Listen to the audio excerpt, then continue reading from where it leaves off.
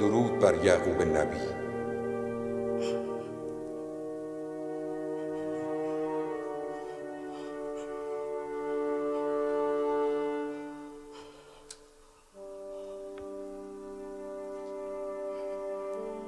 پیک حق، فرشته وحی، خوش آمدی. میبینی در فراق یوسفم چه میکشم؟ میبینی به چه روزی افتادم؟ یوسف را چه کسی آفرید و پرورش داد یعقوب؟ خالق و پروردگار همه جهانیان، خداوند تعالی. به جز یوسف چند فرزند داری؟ با دخترم دینه 12 فرزند. در فراق فرزندی که 12 جانشین دارد این گونه بیتابی میکنی یعقوب؟ هیچ یک از آنها جانشین یوسف نیست. یوسف بی‌بدیل است. بی‌بدیل فقط خداوند یکتاست. و یوسف هم آینه خدا نماست. به او که می نگریستم جلوه جمال خداوند و مظهر تجلی خالق را می دیدم. من آینه خدا نمایم را گم کردم. همه هستی جلوه جمال خداوند و مظهر تجلی اوست. به اطرافت بنگر. اما همه موجودات هستی ولی خدا نیستند. یوسف ولی خدا بود.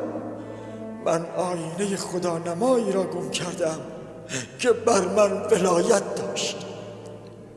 از کجا دانستی که یوسف بر تو ولایت دارد؟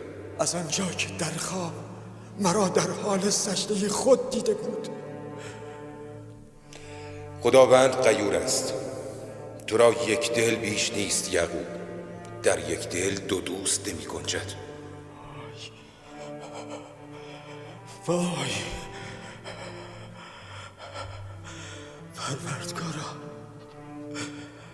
اگر بیش از حد برای یوسف بیتابی کردم پوزش می‌طلبم. توبه میکنم.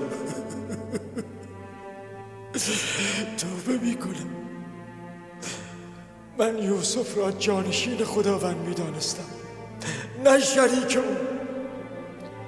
یعقوب، میدانی خداوند اسماعیل را به جد تو ابراهیم کی بازگرداند؟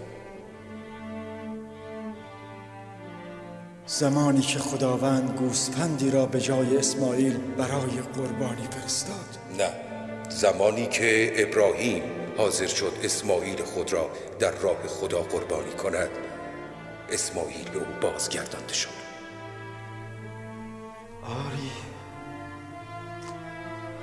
آری حقیقت دارد.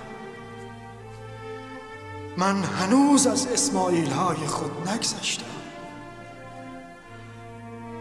شاید به همین دلیل هنوز به دیدار یوسف نائل نشدم.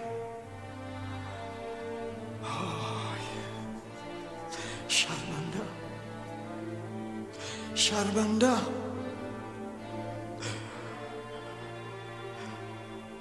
اما به خداوند یکتا سوگند میخورم که از همکنون از هر دوی آنها گذشتم و تنها خداوند یکتا به جای همه آنها مرا کفایت میکند.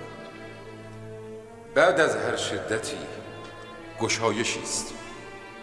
شاید این نهایت درد و آغاز آرامش باشد و شاید پایان هجران و فراق و آغاز وصل نزدیک است. از کجا بدانم این چنین است؟ تفحص کن. از حال یوسف و از حوادث مصر جویا شو. روزنه امید را خواهی یافت.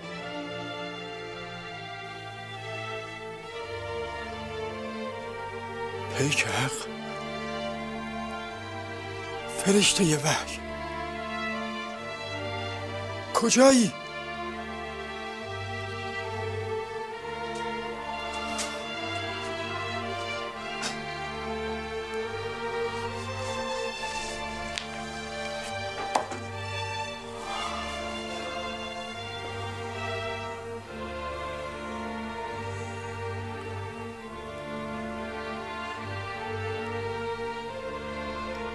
پروردگارا، از این پس گله و شکایت و شکوه‌ام را تنها برای تو و به سوی تو خواهم آورد. برای من یوسف با تو یوسف است، بی تو یوسف هیچ نیست.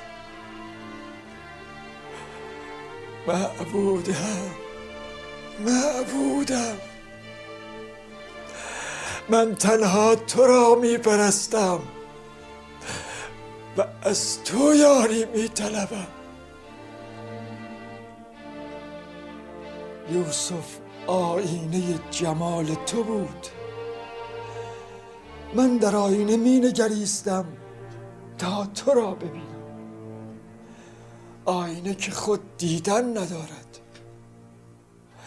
اگر یوسف را دوست می دارم از آن روز که عشق را تجربه کنم، وگرنه معشوق من تو هستی. با حب یوسف مفهوم عشق را ادراک نموده، از یوسف عبور کرده و به تو که معشوق حقیقی هستی میرسم. پروردگارا، یوسف پلیست برای رسیدن به تو.